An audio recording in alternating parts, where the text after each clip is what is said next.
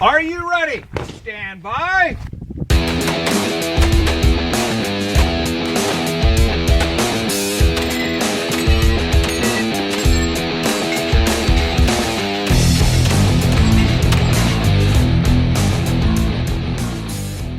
Hey, how's it going? Welcome to another Match Recon episode. I'm Dave Hartman, your host here. And today we have a special match, the Industry Choice Team Challenge. And this is kind of a departure from what we normally talk about. But as I've discovered, as I get farther into the firearms industry, there are many different opportunities for shooting that come up along the way. And for me, it's all about the shooting. And our special field correspondent Bryan Ray shares that opinion with me. So that's one thing that Bryan and I have bonded on, and because of that, he hit me up before he went to the Industry Team Challenge, and he said, "Dave, would you like a match recon done on this?" And I was like, "Yeah, dude, absolutely," because there are so many people involved in this match that we know from the three-gun world. You know, your Andy Horner, your David Power, the Nick and Nate Noble from Rockcastle Shooting Center. And that's just a lot of staff behind the match. When you get into like the shooters, the manufacturers, the sponsors that support this, including the people that submitted their items to be evaluated for the Industry Choice Awards, it's pretty comprehensive. So I thought you guys would be interested in this. I thought you would like this episode, and I think I am right. So, so enjoy this one with Bryan Ray. And as always, thank you for being a patron. Bryan, welcome back to the Three Gun Show. Hey, Dave. Thanks for having me. Glad to be here. Dude, I'm glad to talk to you. You know, we've shot together quite a bit this year, and this is the first time that we've been apart doing an interview since like the first time we chatted. So like a year and a half ago. Yeah, it's been a while. I guess last time we saw you was here in Kentucky at the team match, and being one of the match directors, I had a little bit on my plate and didn't have a lot of time to catch up with you. Yeah, I kept trying to start a conversation with you, and you kept shouting, "Beat it, boy, you're bothering me," and the best foghorn leghorn impression that you can do. I say. Well, Bryan, I hate to put you on the spot here, but I just remembered a story. So we shot the Shooter Source or the Vortex Shooter Source 3-Gun Championship in Crescent. We shot that together, like on the same team, which was a ton of fun. And that first day was a little bit cold, and I don't think you came to from Kentucky to Texas thinking it might be a little chilly. So you actually had some great day 2 apparel. And I've told this story a bunch of times, and I'm going to ask you. So, what was the amount of what was the apparel that you guys had for day 2? And feel free to tell as much of the story as you want. Well, unfortunately, I didn't do a proper match recon on the weather in Crescent, Texas, in April. I'm going to blame that on you for not including the temperatures in your match recon stats from now on. Sorry about that. But fortunately, Dave and Amy Horn, after that first day when we froze our butts off, they said, "Hey, we're going to run to Target and try to round up some sweatshirts." Of course, I didn't even know if you can find sweatshirts in April because I'll be honest, I don't shop in Texas, for God's sake, right? Exactly. So they run to Target, and Amy texts me and says, "Hey, they have sweatshirts for like $4." And I said, "Great, I think she got them for almost everybody on the squad. Probably not you, though." But no, because I had a sweatshirt. Unfair advantage. Well, so she brings the sweatshirt back, and I'm thinking it's just this big plain gray sweatshirt, and I've got a closet full of sweatshirts at home, so obviously I don't necessarily need this one after this weekend. And what better way to decorate my match apparel, which I'm not going to shoot in because I've got a jersey, and besides, I'm sure if I tried to shoot in a sweatshirt, I'm going to end up with some of it shoved into the loading port on my shotgun. So what better way to decorate this match apparel than with a big phallic symbol? And I happen to have a magic marker. So our squad was accompanied by one more dick on the next day. And And when we got done with the match, I threw the sweatshirt in the trash and came home. Nice. Can you imagine someone going through the trash like, hey, this sweatshirt looks brand new? I should have put it on the back. Maybe they'd never see it. Yeah. Awesome. I've told that story like half a dozen times already because God, when you showed me, I was like almost crying. I was laughing so hard. But Well, we all have our limits, and my limit is $8 on a sweatshirt. If it had been an $8 sweatshirt, I would not have defaced it, and I would have brought it home, and I'd still wear it when it's cold out. But nah, $4 sweatshirt, that's disposable. yeah, that's a good point. When you think about like a rain poncho that you'd buy at Walmart and then discard, those things are about $3. So you go $4 for a sweatshirt, and that makes total sense. Exactly. Sure, I guess. However we can justify it. Yeah, exactly. Some sort of cognitive bias there, I'm sure that the audience can tell us. But, well, Bryan, glad to have you back here. And you know what? You are, sir, a special field correspondent for the Three Gun Show. You shot a pretty cool match, and before you did that, you're like, "Hey, Dave, would you want to match Recon in this?" And the answer was absolutely. Well, and I asked because this is only the second year of this event, and it is such a different format from top to bottom from almost everything else that you cover on the Three Gun Show. Right. So I thought that it would probably hit home with a lot of your audience that's not even aware that this type of event goes on. Yeah, and I totally agree on that. And it involves a lot of the people that we know, a lot of people that have been on the show, like tons of three gunners, manufacturers that support our sport of three gun.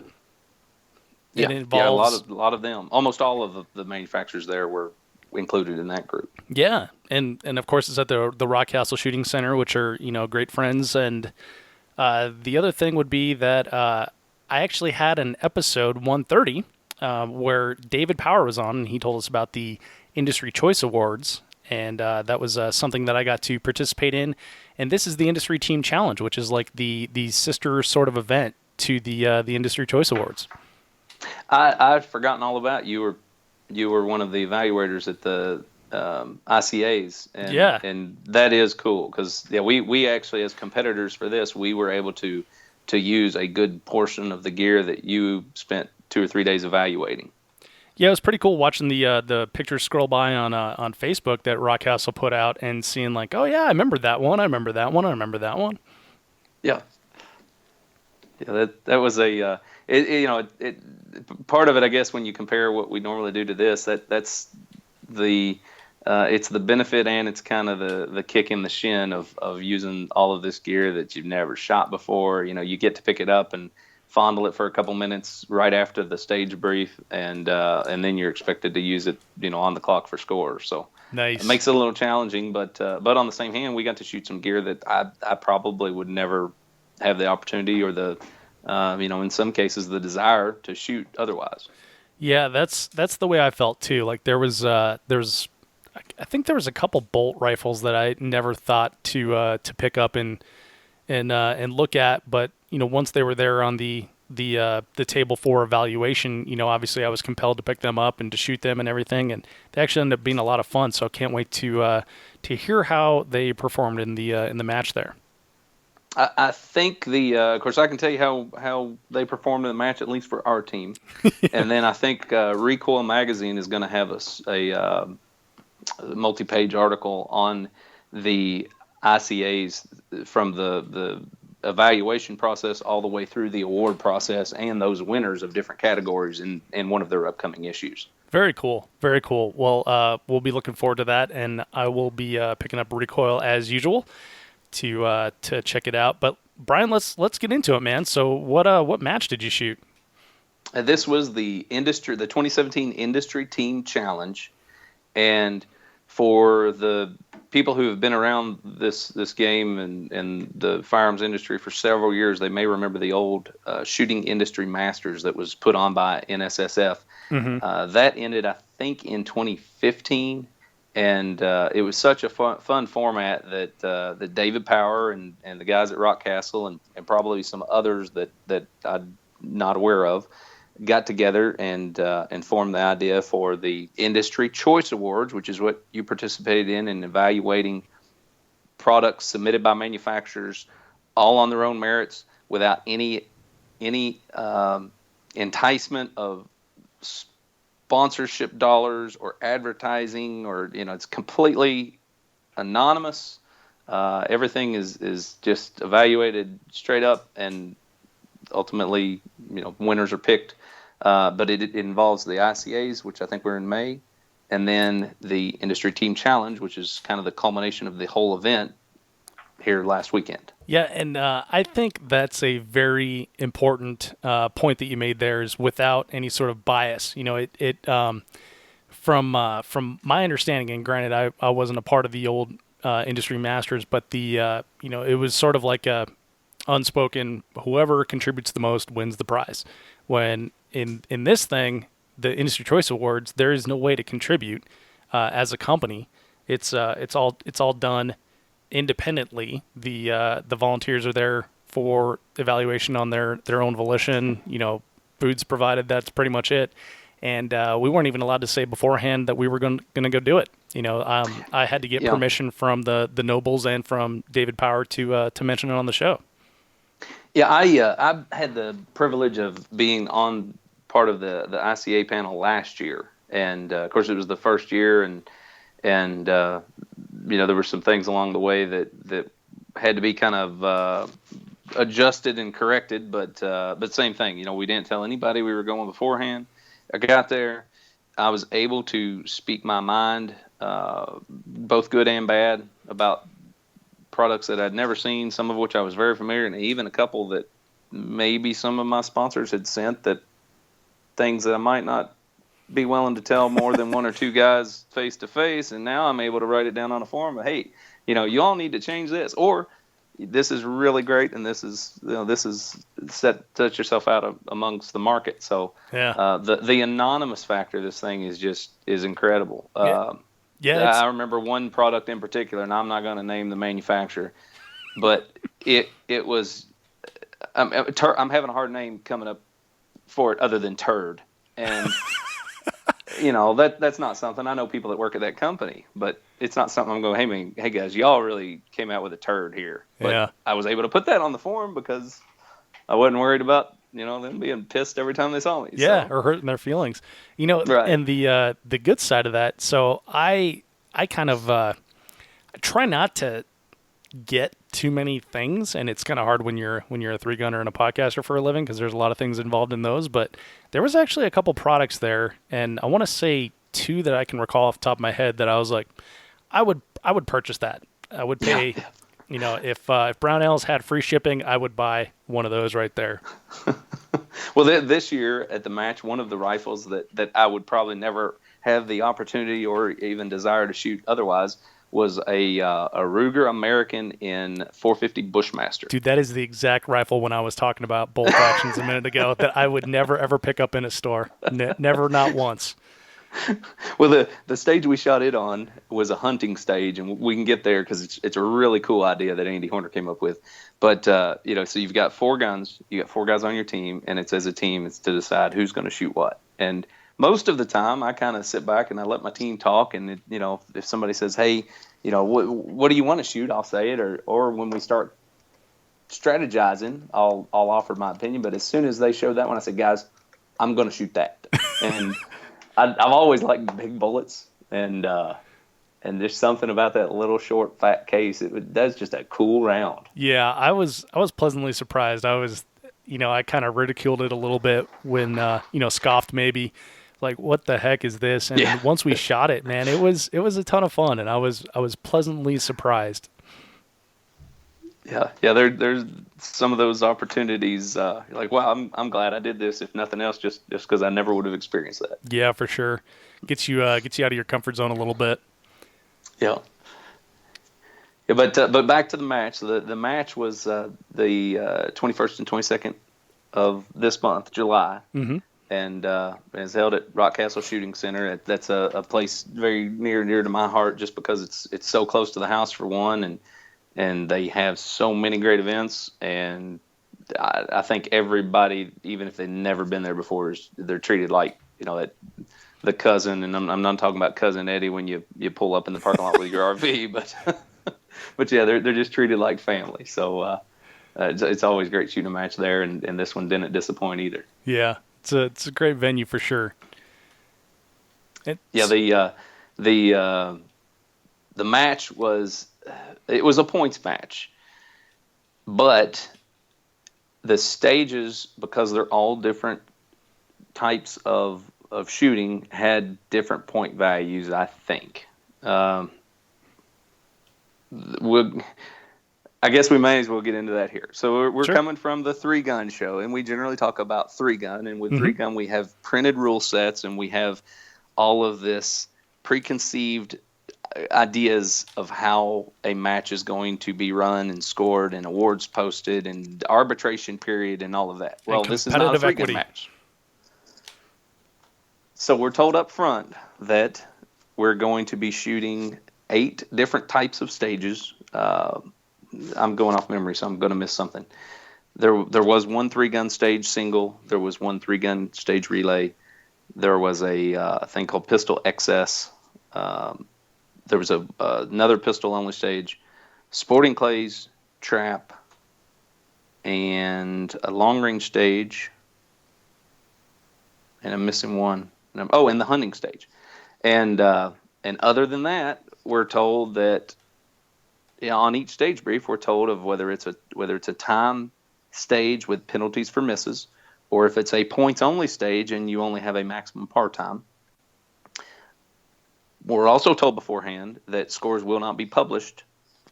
The top 3 winners will be announced, and other than that, there are no scores to be visible by the public. Okay, so that's unusual compared to what we normally talk about here. So why is that? It's unusual because we also have a unusual group of competitors at this competition, and that is so many industry personnel in attendance. Going back to the old shooting industry masters, the idea that has been carried on to this is that if we can get, and I say we when I mean the match, even though I wasn't affiliated with the actual match staff, but if we can get people from Leupold's factory and engineering department, and from Ruger's, production managers or marketing executives or finance people, if we can bring those kind of people that they may not shoot at all, they don't do it for recreation because they deal with guns all day. And if you know anybody that works in the industry, for the most part, they don't want to have anything to do with them when they get home. The same reason as my wife can't get me to change a light bulb in our house when it's out. And you make light bulbs, is that correct? What's that? You make light bulbs, is that correct? I'm an electrician, electrical contractor. I gotcha. So, yeah. So if we can bring those people that never pick up a gun other than possibly to do QC or engineering on one, and we can get them to come and hang out with other people within the same industry and actually have some fun shooting guns, then, probably not the goal of getting them involved with competition shooting, but if nothing else, then they're seeing what their products are actually used for, and they're seeing that some of the people that tell them, hey, you all ought to think about doing it this way, actually know what they're talking about. So to try to help encourage those people to come out and participate in this competition, scores aren't published so that nobody has their feelings hurt. If you don't come in first and you don't come in second and you don't come in third, then we can probably all assume that the other how many ever teams that are there tied for 4th. Nice. I like that sort of format too, and like you said, to get the people that normally wouldn't go out and see a competition, but are actually building the parts that we use. It's pretty cool too, because I've had jobs where, Brian, you're an electrician, so you can actually see at the end of the day what you did. I've had jobs where I literally move data from the right screen to the left screen, and sometimes from the left screen to the right screen. Right, and by the end of the day, you're like, well, I guess I made 4 more megabytes of data that just goes into this big pile. So I don't even know what I did. But to actually get out and see the fruits of your labor, and see how people, how enthusiasts, how your customer base is using it, is a pretty cool experience, I would imagine. Well, that and I touched on, and you touched on how they're using it, but I also have to think from the standpoint of those people involved in those companies, they can also see how they're using it for unintended ways. Whether it's good or bad. There may be things that they see at one of these events, and they're like, well, we never considered that, but that's a great way of also marketing our product. Or they may see somebody really messing something up or tearing it up or whatever, putting it together wrong, and go, we never thought of that, but we need to fix that because that's a problem. So, whether or not publishing scores helps or hinders attendance of that group of people, I don't know. But I've never talked, other than the people who are really familiar and accustomed to how we do things in 3-gun or pistol matches, where you have the published scores and arbitration period and awards, and it's all out in the open. Other than those people that that are used to doing that, I've never heard anybody complain about how scores are done. Yeah, that makes sense. Well, so let's talk about the quick stats here then. My computer fell asleep. Hold on. I guess we're talking too long. All right. So the quick stats. The schedule was a half a day. The first day registration or the welcoming ceremony, and I'm going to give a quick shout out to Mike Dell. I know you at the team match heard him sing the national anthem, and that has kind of become a staple at Rockcastle. Any match he's at, somebody asks him, and he is always more than happy, and just it give me cold chills because he does a great job with our national anthem. But so national anthem was started about 10 o'clock, and then we went out and shot and finished up in half a day. And then the next morning, we shot the morning, finished up about lunchtime or so. Okay.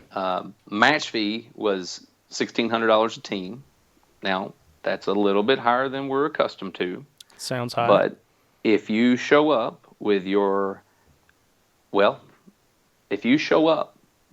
clothing, you're ready to shoot the match, because they even have eyes and ears there for you. And you don't need any guns, and you don't need any ammo.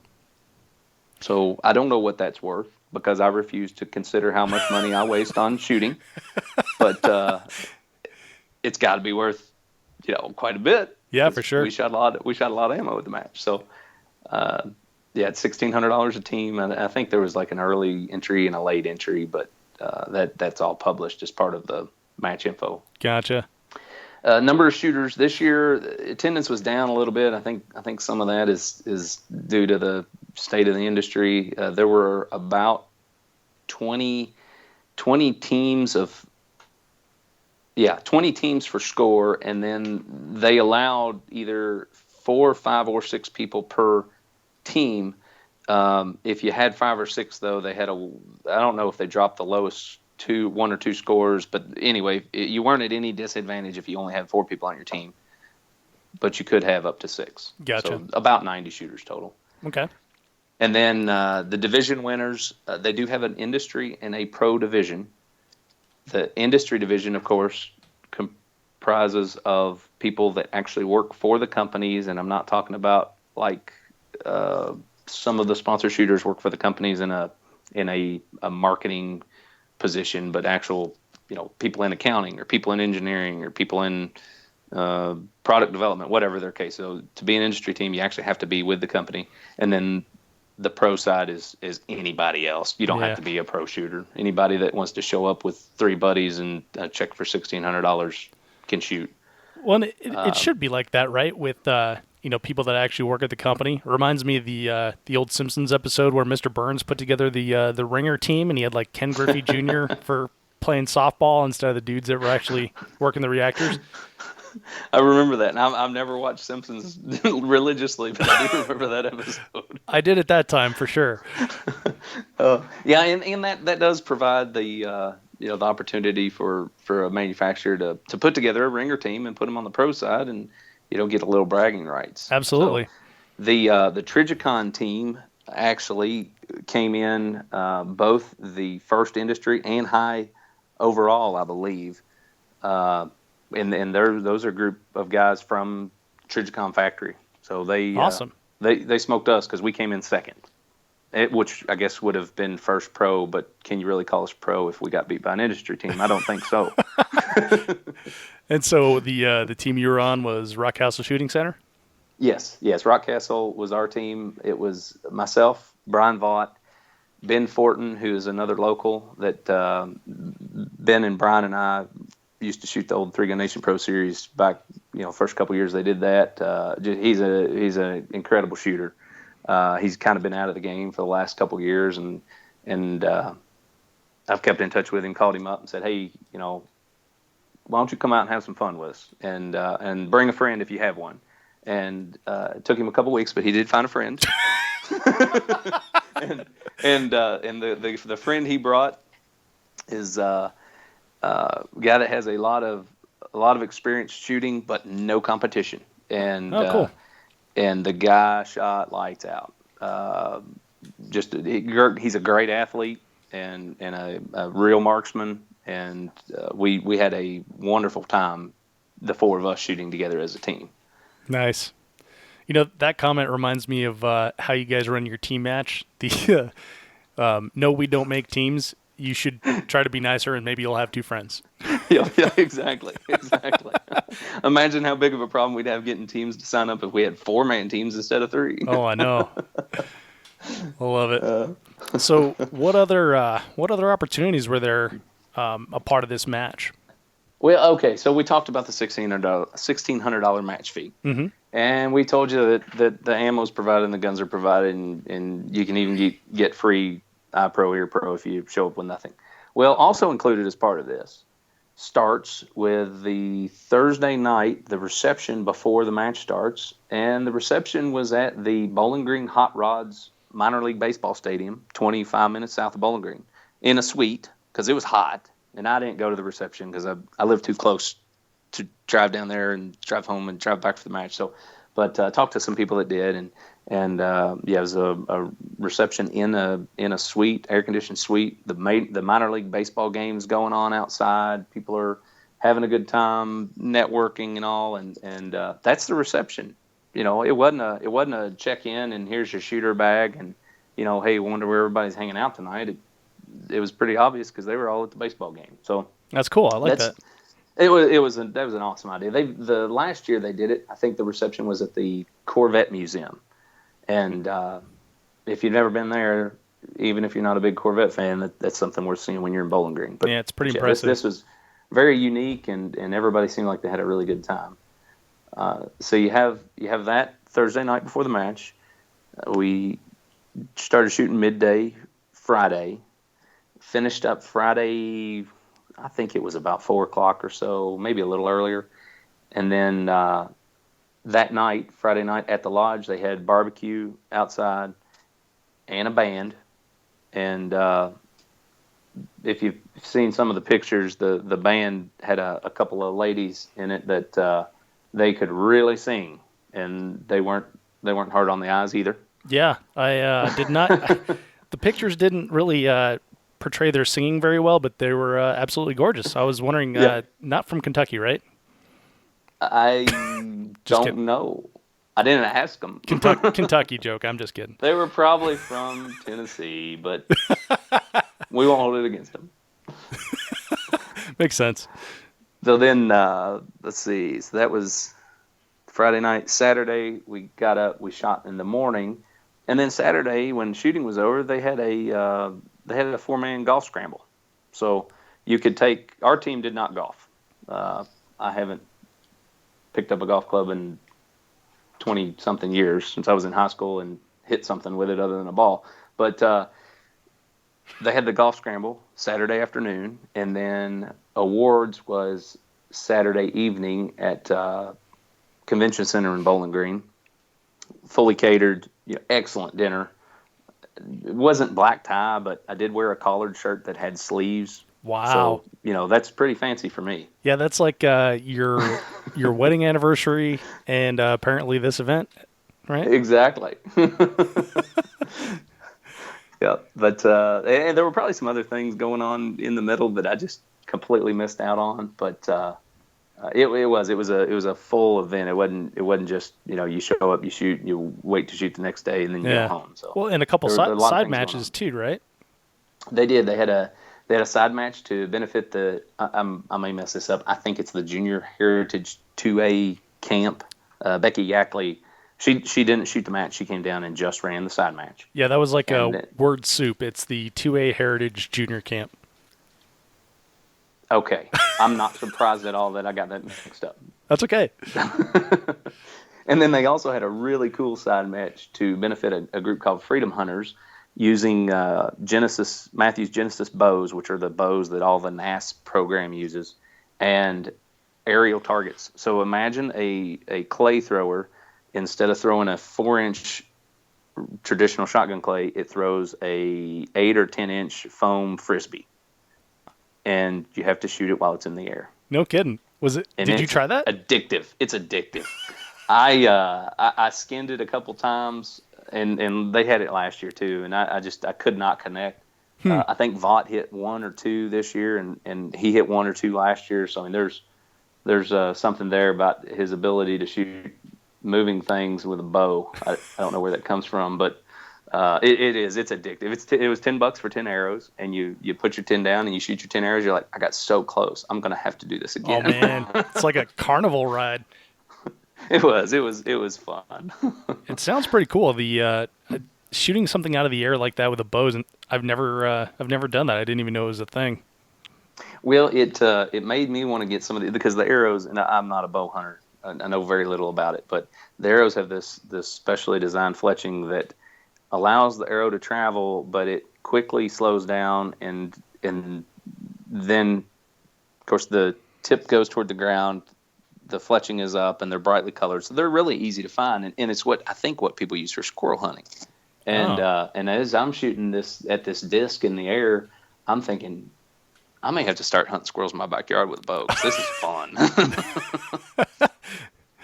Sounds pretty cool. Sounds kind of like lawn darts. They land nose first. We actually have one of our guys on our squad that he got tired of walking out there to pick the arrows up, so he's like, I'm just going to stay down here, and y'all don't hit me. But we didn't let him. So. All right then. All right, Brian. So what was the match flavor?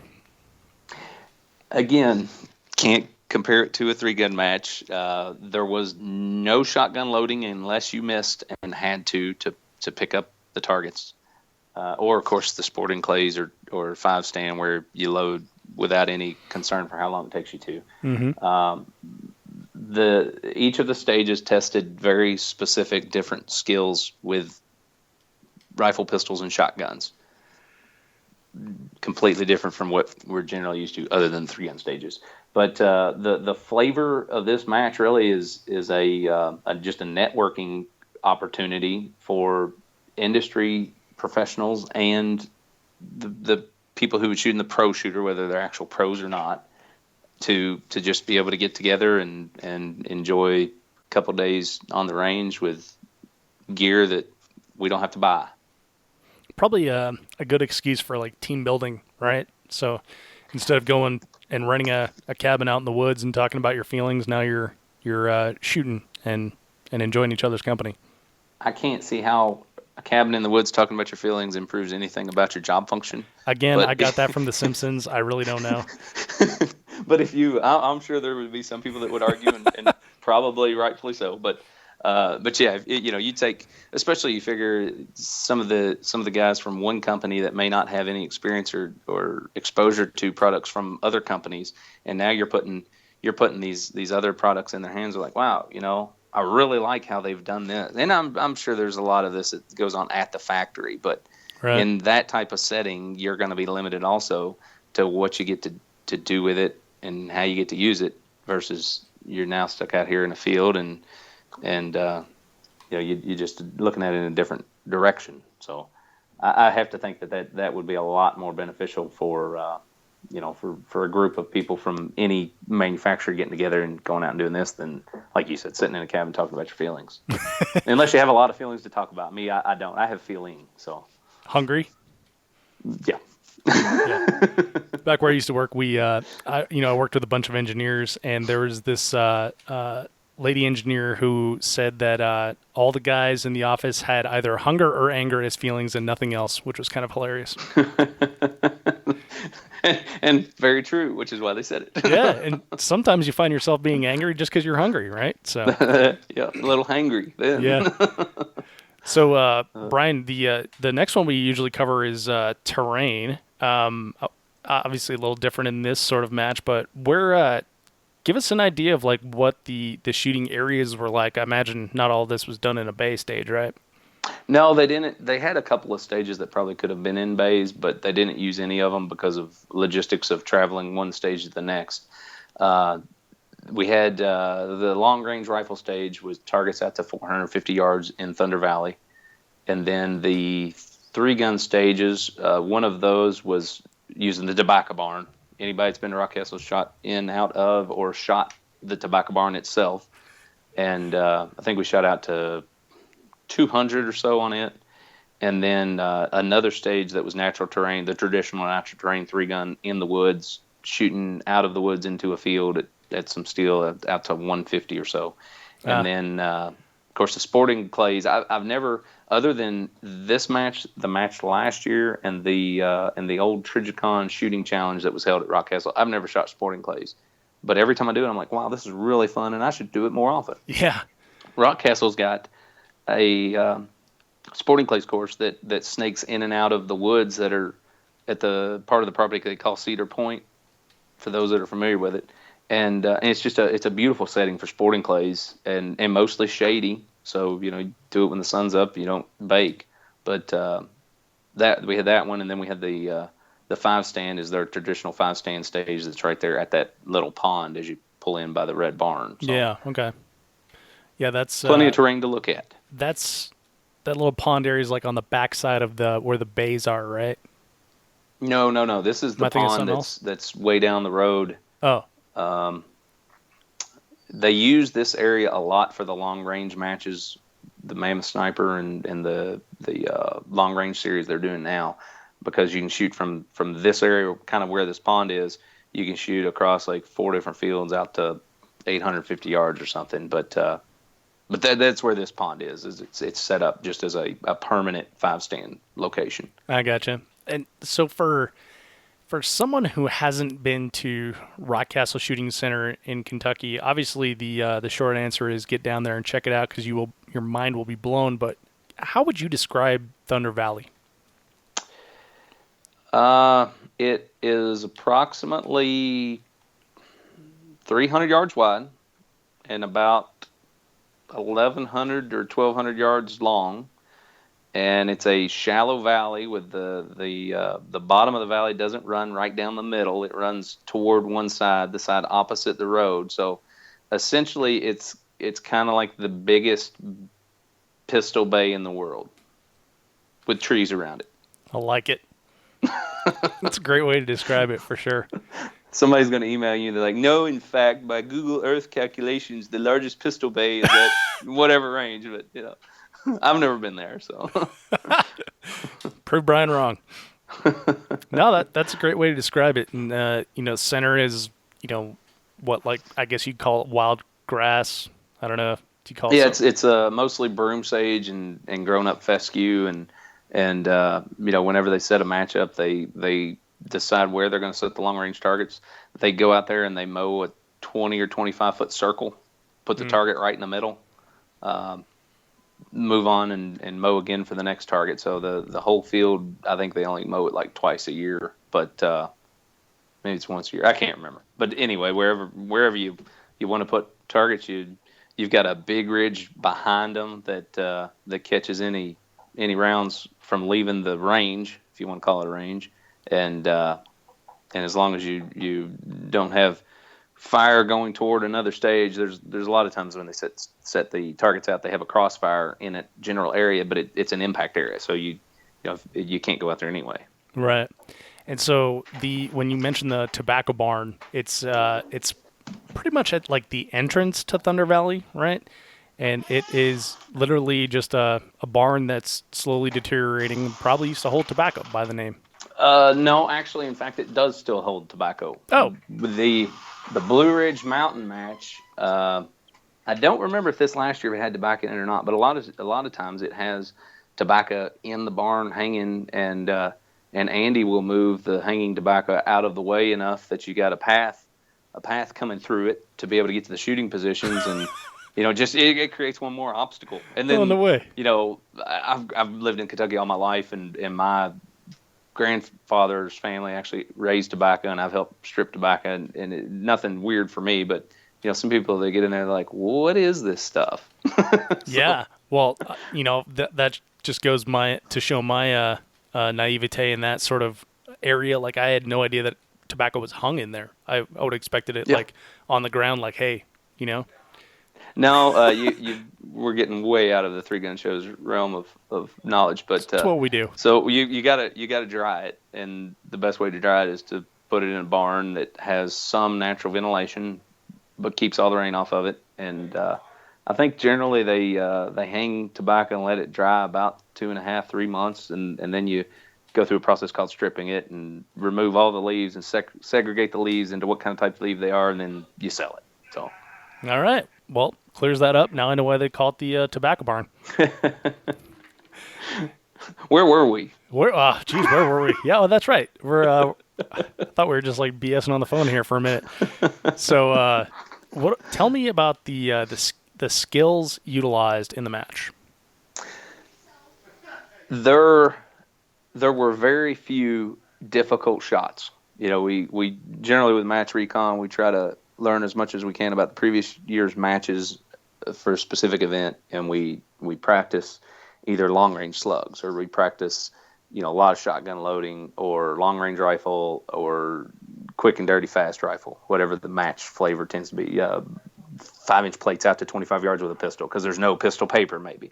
Well, with this match, there's not really any difficult shots, but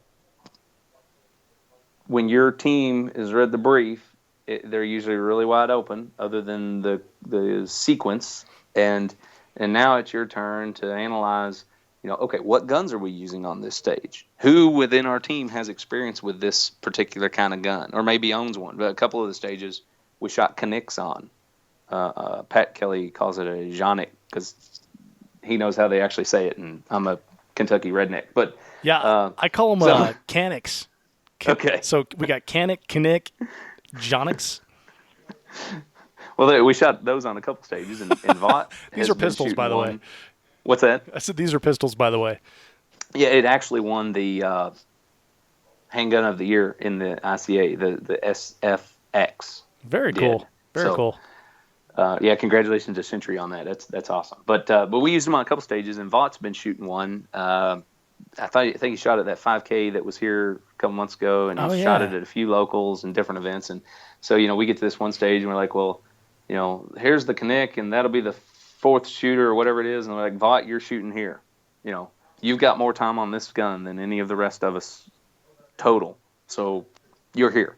So there's a lot of strategy in that respect, from just knowing your teammates and what they're comfortable of, or what they're good at, and what they're not good at. We stuck Vaught on the shotgun slugs on the 3-gun relay stage also, because he usually shoots slugs pretty well. And, right. And we were glad we did so after the fact, because the shotgun was not the best platform for slugs, and everybody on every team that shot slugs, you could tell it, because they all had a bruise on their cheek. Oh yeah. So that's a big thing there. The skills utilized is not so much of anything in particular, other than really good marksmanship fundamentals. It's knowing your team, communicating with your team, and making decisions, and not second guessing on who's doing what. Right. And that's something that we've talked about before on I guess maybe one of the other match recons about the team matches is trying to feel each other out for your strengths and your weaknesses, and be honest about, like, can I handle slugs, or should I go ahead and use the bow and arrow in this case, Yeah. The one stage in particular was called one shoot and move, or one shot, and I don't remember, something like that. And the stage description there is you have your 4 guys, you have 4 sets of different colored targets. I think each color only had 3 targets, and the stage description was that on the start, the first shooter moves to the shooting box 1, fires only 1 round at his color of choice, and must move to shooting box 2 to fire only 1 round of the same color to go back to box 3. Now, when he gets back to box 3, if he's got the hit on the target the first time, he can shoot his last one, and then he can tag his teammate. If he doesn't, he has to shoot at the same target again. And if he hits it, he can proceed. And if he misses again, he's got to go back over to the other box, fire around at a big steel gong they put in the middle, just as a placeholder, and then come back to do it again. And that was one where we, on our team, it was myself, Vaught, Ben, and the other guy, the one and only friend. No, I'm kidding there. The friend that Ben brought, his name was Ren, R-E-N, and that's where all 4 of us are primarily plastic pistol shooters. Glocks for me, Ben, and Ren, and then Vaught, of course, shoots a SIG, and we've got to use a STI DVC. I think is DVC Tactical, maybe was the model. So we're looking at it, we're like, well, Ren specifically says, I've never shot anything to speak of other than a Glock. So we're like, all right, you're going to shoot the biggest plates. And then Vaught shot the other plates that were that size, and then Ben picked up one, and I said, I used to shoot a lot of 1911s. I'll take the little skinny ones. And they were skinny Sammys at like 12 yards maybe, which isn't that difficult of a target if you have no concern for number of follow-up shots. But you really the splits, it's like I've watched the video, and the video feels like it's so slow because I get to the box and I set up and I bring the gun up and I breathe, and then I prep the trigger, and then finally the gun goes off. And you're like, that's the slowest split in the world. Well, it's because it's going to take me 10 seconds to get back here.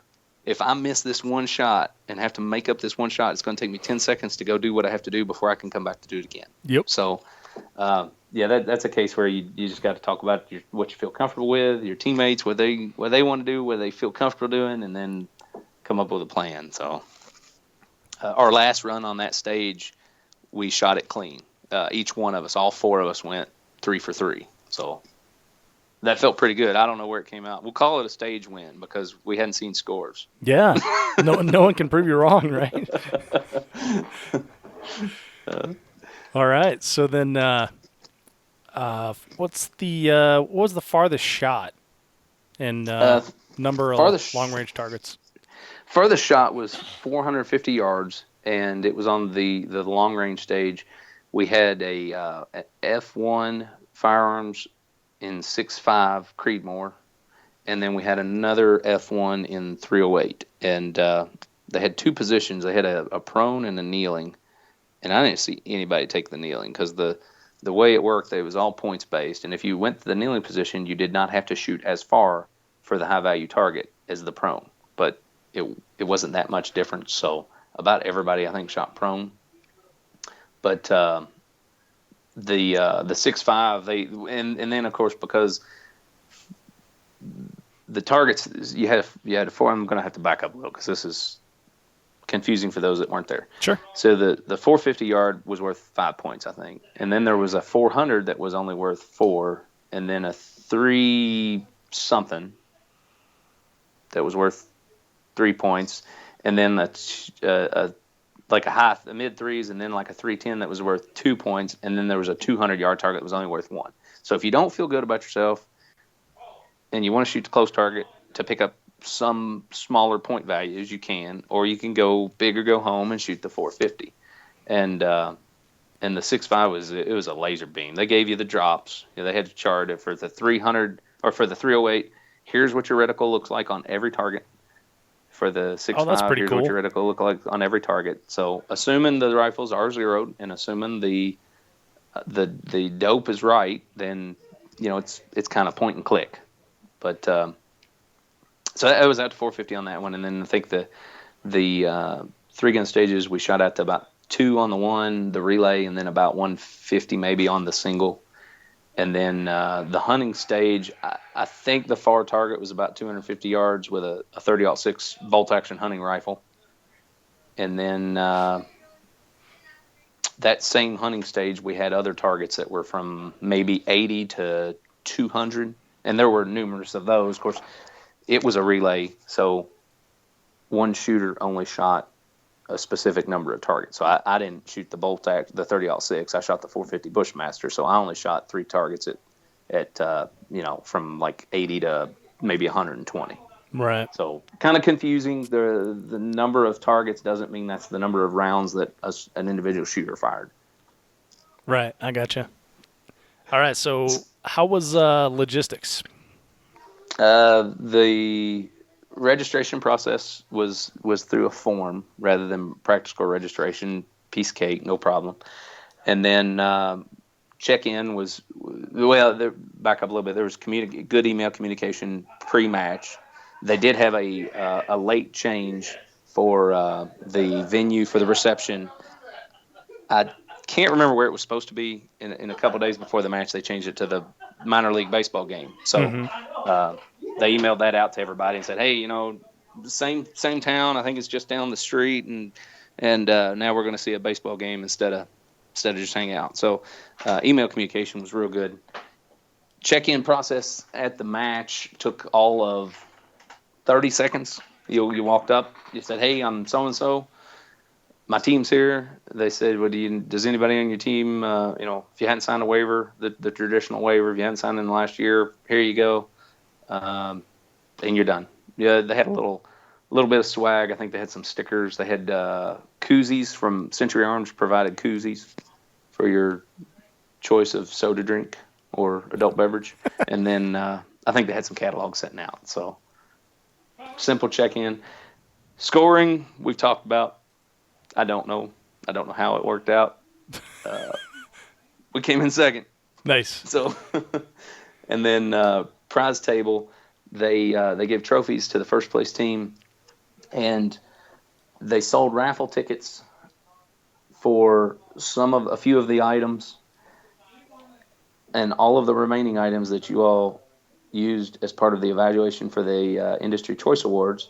They passed out a white ticket to every shooter when they came into the banquet at awards, and essentially they treated all those remaining items as a one-man, not team related, but just single shooter prize table random draw. So, I don't remember who the first couple guys that got drawn were, but they were certainly celebrating as they were walking up to look at this table.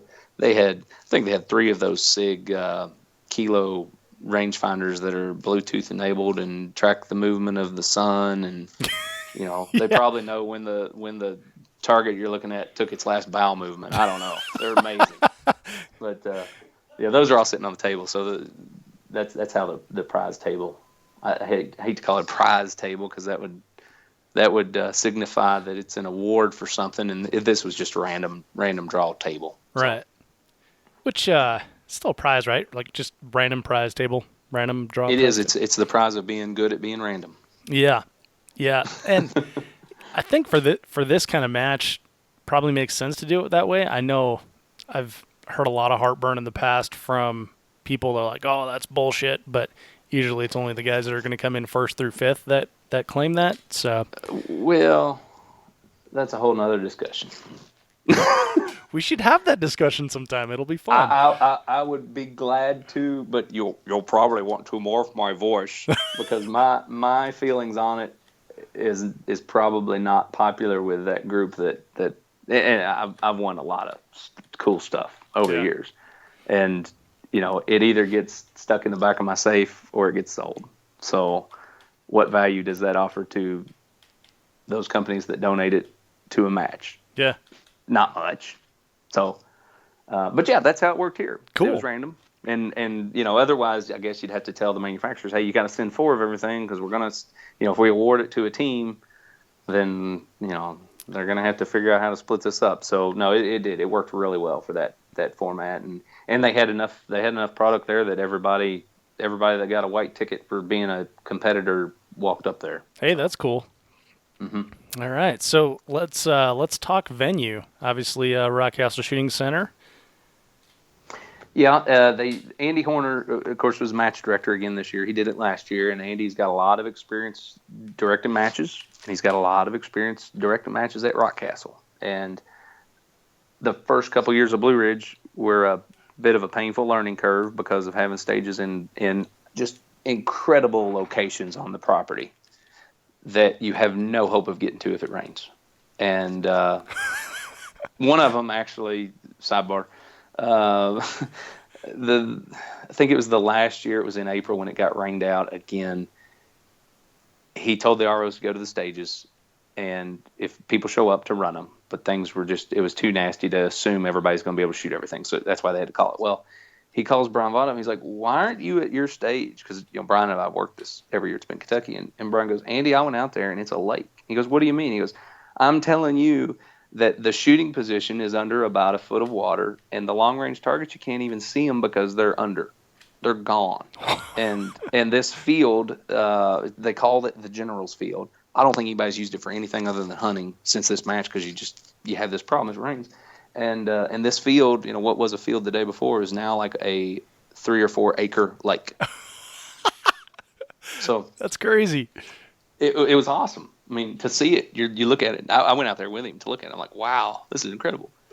So after those type of experiences, all of the stages were pulled in close enough to good enough roads that, even if it had rained and we had a muddy mess, there wouldn't have been a problem with people getting there and shooting the stages and, getting in and out. So Right.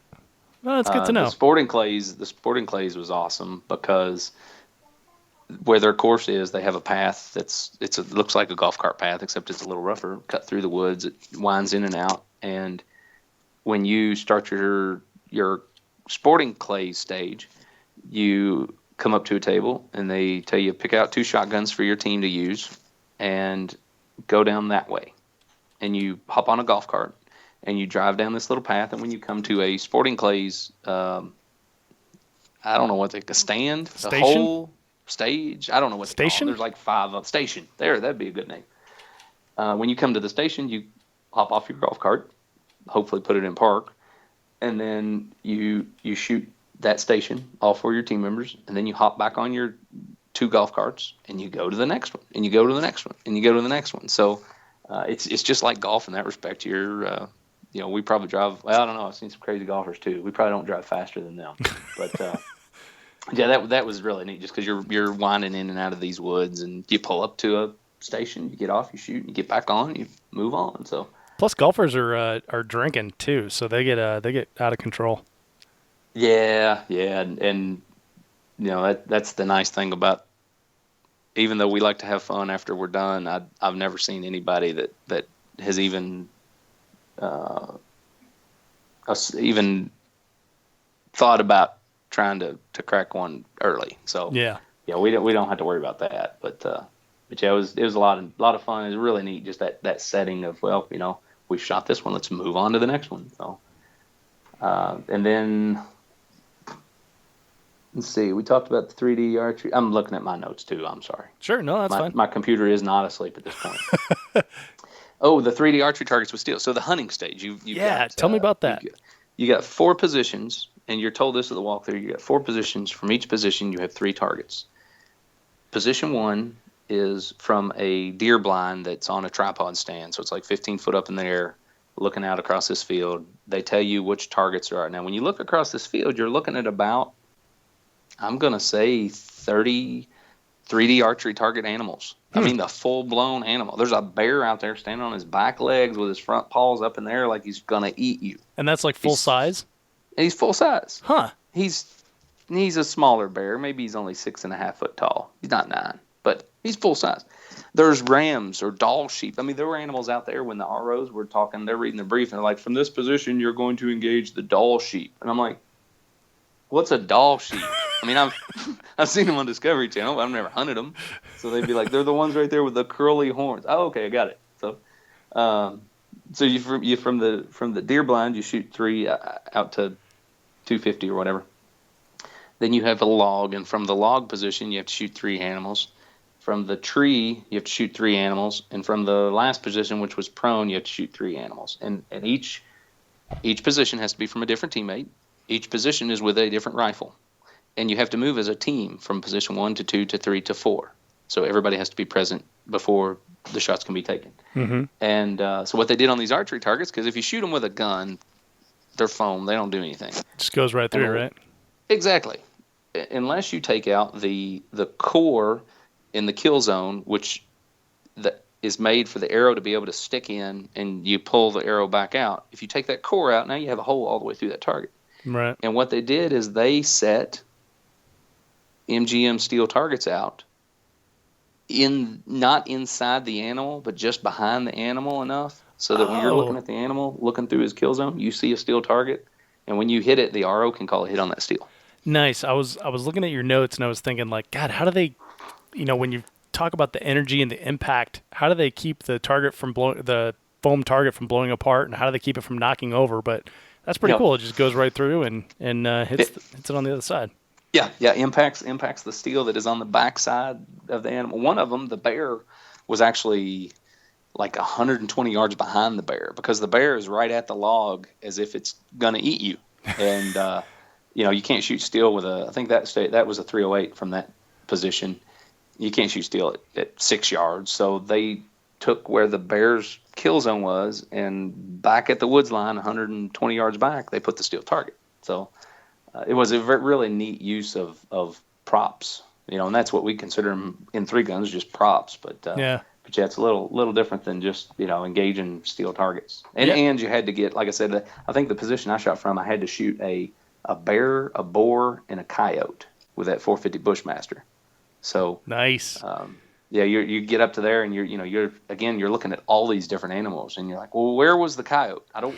Was he to the left or was he to the right? Of course, it's a team match, so your teammates are yelling at you. Coyote, 11 o'clock. Nice. See, I like that kind of creativity in targets too, where you're it's something different than just shooting a MGM flasher. Oh yeah. It's just breaks up the traditional monotony. And when you're using these kind of guns, you want to be shooting something a little different than the regular old 3-gun target. So. Yeah, for sure. All right. And then also part of the venue, it was hot. It's Kentucky. It's supposed to be, but Wendy Noble, who is Nick's wife, and their daughter Natalie drove around all day, both Friday and Saturday, with a cooler in the back of their vehicle with towels that had been chilled in water and ice. And they'd pull up to the stage and say, anybody want a cold towel? So, it's the little things like that, especially, it being Wendy and Natalie Noble, driving around delivering these cold towels. You're like, wow, this is, it's kind of like the family thing I talked about. I can see them doing this at a family reunion. So yeah, no kidding. I like that. There's times I would have paid for a cold towel, sitting out in the heat. Oh yeah, and they weren't even charging. Maybe they should next year, huh? Yeah, tips at least, right?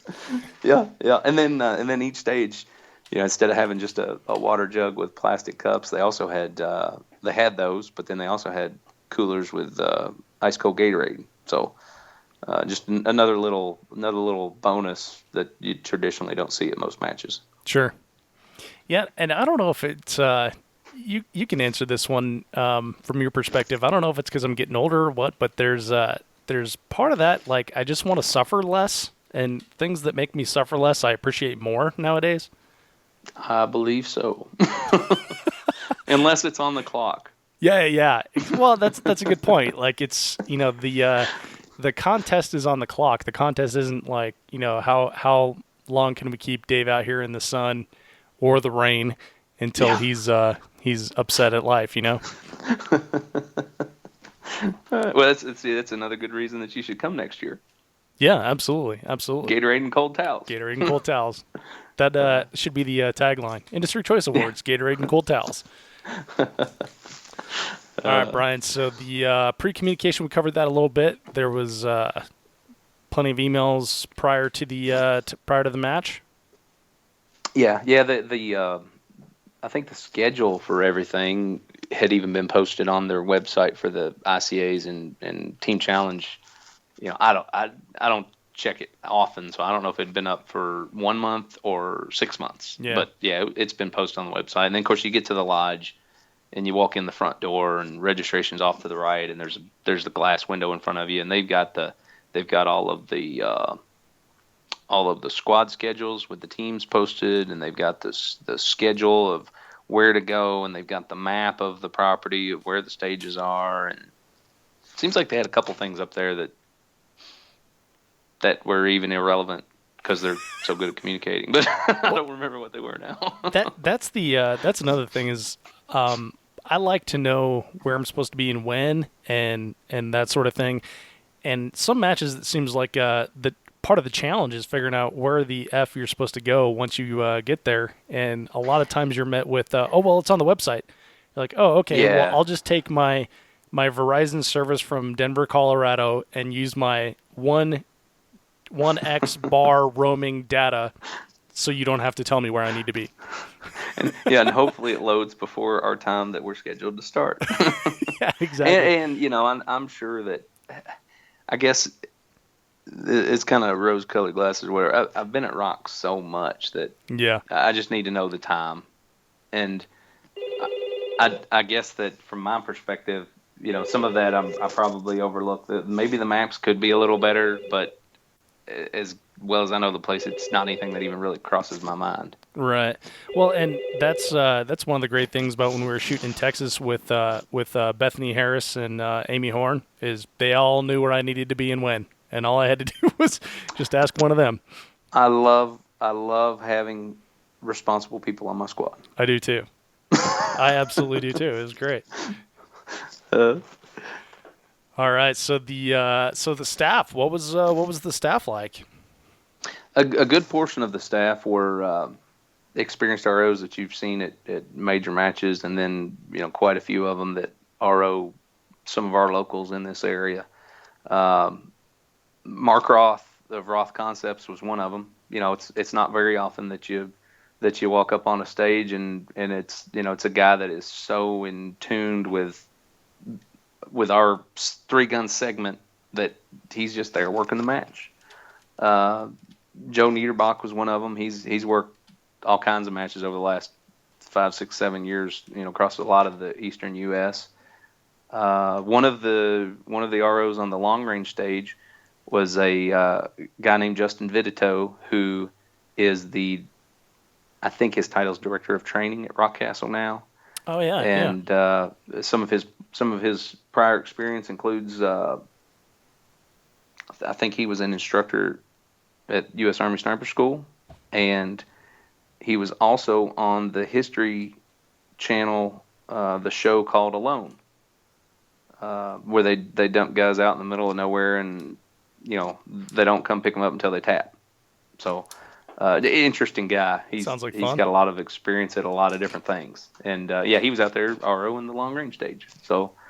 It was a good mix of there were several that I didn't know. I don't know their background, but every stage that we were on, everybody handled the stage well. They ran them on time. They were efficient. Mike Dell, that sung the national anthem at the opening ceremony, he was an RO on one of them. So nice. It's a good mix of experience. Yeah, absolutely. All right, so tell us about the fun factor, which we usually call the Dave factor, but we'll call it the Bryan factor here. The Bryan factor here is if you come to this event and you leave behind all your preconceived notions of how a 3-gun match is supposed to be ran and scored, you're going to have a ball. We shot trap, the 5-stand, I think it was, on our last day, and our team score wasn't very good. And, so it's the 4 of us standing around like, I'm sorry, guys. I should have, that one, the 4-6 report pair, I just should have picked up it. And then, hey, don't worry about it. Don't worry about it. And the next guy will be like, that was terrible. I'm sorry. Hey, don't worry about it. So it just a lot of fun. You get to do things that we traditionally don't get to do within our type of shooting. The pistol excess stage, I don't think I covered that, but it kind of fits in really well here. You got 10 guns. This is a target array that's 40 yards wide, and there's 70 or 80 pieces of steel out there.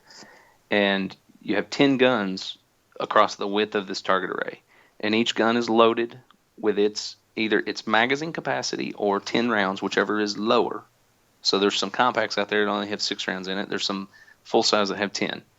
And it's a relay, and you have to use every gun in order until you can go back and pick up the same gun twice. Are you following?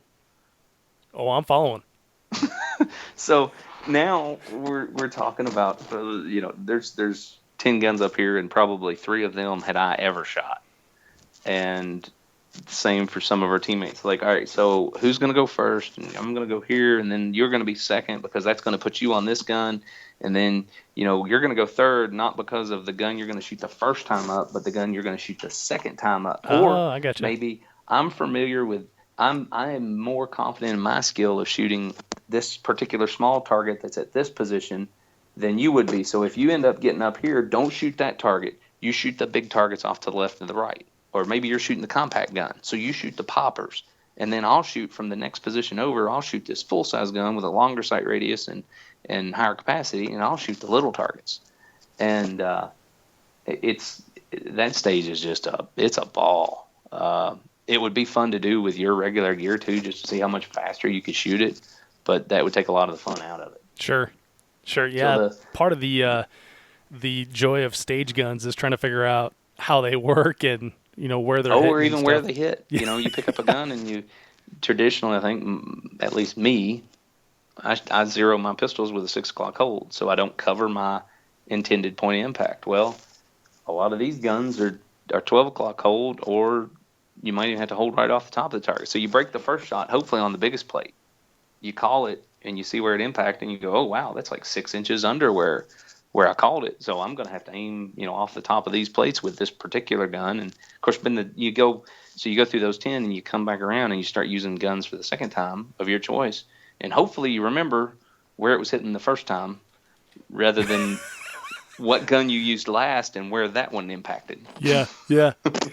Nice. I like the memory aspect of it. That's a little tough trying to keep all that straight in the head. Well, and then you end up there's favorites. So that we go through the stage, and the SIG X5 320 was at the very end on the right, and there were a lot of targets grouped in that area. So we go through once, we use it, and then when you go back through, you can use any gun you want as long as you don't use the same gun twice in a row. So somebody goes back and picks up the X5, shoots it again, lays it down, tags. That guy goes back up, shoots something else, comes back, tags. Well, that guy goes back to the X5 again. He picks it up, and as he's picking it up, Vought goes, "There's no more bullets for that one. You're going to have to get something else." So, at that point, well, crap. So he has to lay it back down, move down, find something else that he can shoot back in this corner with. And on the clock. It is. It's all on the clock. Luckily, we didn't run out of ammo, because if you run out of ammo, then any targets left are penalties. Wow. Just a lot of fun. We shot some Center Fire, I think is the manufacturer on it. It's a frangible designed for shooting steel targets really close. Yeah, I saw that. And with that gun, it was a Springfield XD with that Center Fire ammo. The targets for it, the closest target, I literally could have punched out just a little more with the gun and dinged it with the muzzle. It was that close. Oh, weird. And I'm the first shooter. I run up, I grab it, I load it, I run one in the chamber. I'm pushing the gun out as I'm getting a firing grip with both hands. And I'm looking at this target it's from my head, my face to this target is like maybe 3 feet. And I'm thinking, I sure hope this doesn't hurt. And I crack one off, and there's nothing. You don't feel any dust or blast or nothing coming back at you. Weird. And then there's 5 more that are also really, really close. So you just run through them, no problem. But it would, that's something, again, I've never bought frangible ammo. I've never had a reason to shoot a steel target that close. So interesting to do something that otherwise I wouldn't have had the opportunity. Yeah, or you probably never even would have thought to do that either. Right. I may have to buy some frangible ammo now. Yeah, no kidding. All right, so any funny things that happened at the match? Oh, probably should have prepared better for this question. There were a lot of really just really good times. Like I said, Ben that shot on our team, he hadn't been in the game for a couple years, and him and I, we and Vaught would actually room together at some of the old Pro Series matches, back like the 13, 14 or somewhere in there, that time frame. Mm-hmm. And just hadn't seen him much lately, and he came up and he just had a ball, and a lot of that was just catching up with him was a lot of fun. He's kind of a 0 to 100 and back to 0 in 0.7 second kind of guy, and he was yelling at me on one of the stages. We were arguing on the clock about the difference between an activator and a mover, and he was right. I'll give him that. But under the circumstances, it should have been really obvious what I was talking about, and it wasn't. So I've got that one on video too. Yeah, he's yelling and cussing, and I think his final tirade to me, he calls me a goober, and and at that point the target's neutralized and we move on to the next one and everything's cool. But Awesome, back to 0. Yep.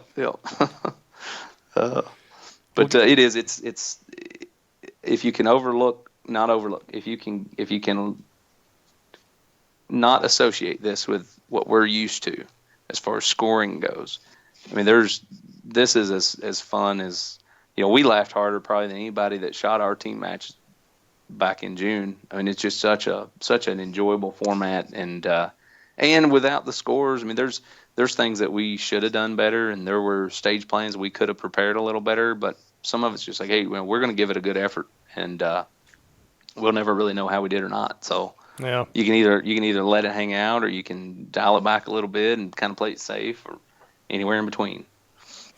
So I hear you qualifying the match a lot, and like you have to take it for what it is, put it aside. But if your thing is like going out and crushing, hopes and dreams on a 3-gun match, and then walking home with the best prize and like all the likes you get on Facebook, you're probably not going to come shoot this match, right? You should probably stay home. Yeah. Find something else to do. But if you maybe have one or two friends, you see people compare a lot of times. They say, well, I finished at whatever place, or I finished better than this guy who's beat me at the last 3, and you don't ever, unless you come in first, second, or third, you don't know where you're at. So, and even with the team things that were either cumulative, like the sporting clays, or all, those were, I think, cumulative. I mean, you can obviously, just because you're just finished and how many clays that you got, and how many that your teammates got. I mean, you can compare and rib or ride or heckle or whatever you want to do about those scores. But yeah, if that's your thing, I mean, you shouldn't come. I think it's important for everybody to know that up front, because that's not what this match is about. Yeah. So if your thing is networking, teamwork, good times, from what it sounds like, those seem like to be quite up the alley of the competitor that's there. I think so. This is kind of like a shooting vacation. Oh, okay. Good way to describe it. A vacation. I don't know. Maybe people vacation different than me. Vacation for me, I don't take anything too serious. I go and I may sit by the pool a while, and if I get tired of doing that, I may sit by the ocean a while, and if I get tired of doing that, I may take a walk. And I mean, this was just it was kind of laid back. I mean, when the clock goes off, the timer goes off, nothing's really laid back, because you want to do your best even if you don't know how it's going to be scored. But right. But yeah, outside of that, it's just the networking aspect of it. There's not any other thing out there that I'm aware of anyway that has this kind of format of multiple disciplines that are all scored together. Who knows? Maybe this is the kind of format that if the interest of the shooters showed for it to be a traditional scored match, wouldn't be unpopular for somebody to put one on like that. But that's not what this event's about. And I think the industry involvement with it is where most of that's coming from. Right. Makes sense. All right. Well, Bryan, sounds like a fun match. Sounds like I did miss a good time, but hopefully get to make it around next year. Check it out. Yeah, I did not win any of the guns that they gave away random from the industry choice evaluations. So if you dropped anything and scratched it, I'm not going to hold that against you, Dave. I won't tell you what I dropped and scratched. I know last year when I was part of the evaluators, I was not necessarily real careful with anything. Yeah. There was not enough time to really be careful with a lot of stuff because it was a mad rush to get everything done for sure. Yes, it was. So and even more so if you're just writing everything by hand, but that was the pain of it. Yeah, well, luckily when I guess we already talked about this, so I can probably say it again. Practice Score was involved this year, and Russell Armstrong, who's a super, super intelligent dude and very passionate about what he does, saw a lot of room for improvement. So next year, hopefully it'll go by, much quicker and more rounds can be sent downrange. Yeah, and Russell actually was able to come to the match. Him and Benjamin, who's one of the Practice Score marketing guys, came to the match and shot. Yeah, they shot with DJ Petro and a couple other local shooters. So, Russell, we shot on their squad, and Russell and Benjamin from Practice Score, they had a great time. Gotcha. Yeah, they're good people. I've been communicating with those guys and in some other stuff, and just can't say enough about how helpful to the sport they are. So good to see them involved. Yes, they are. Yeah, they're good people. Well, Brian, thank you so much for this match recon, man. Special Field Correspondent Bryan Ray. Well, sorry if it was a little long-winded, but this is different enough from most everything else out there that it's hard to cover in just 45 minutes or an hour. Yeah, it's funny with the match recon. I initially thought that I'd probably do these in like 30 minutes. They'd just be like little 30-minute spiels. But then I found that when you do it with someone who was not there, there's usually follow-up questions and you have to explain a lot of things. And like tobacco. Tobacco, exactly. Like I have no clue. And I've also found that if you don't mention that it was long-winded, most people don't notice that it was long-winded. What are you talking about? I don't know what you're talking about. Exactly. That's what I'm saying. No, Brian, this is good times, man. Thank you so much for the time you put into this and in filling out the recon sheet, and for your time for sitting here and chatting about it, man. Thanks, dude. I appreciate it. Hey, no problem, Dave. You coming to Pro-Am at Rock? Yeah, I am. Good. We'll catch up then. Yeah, I'll see you in a couple weeks, man. All right. Take care.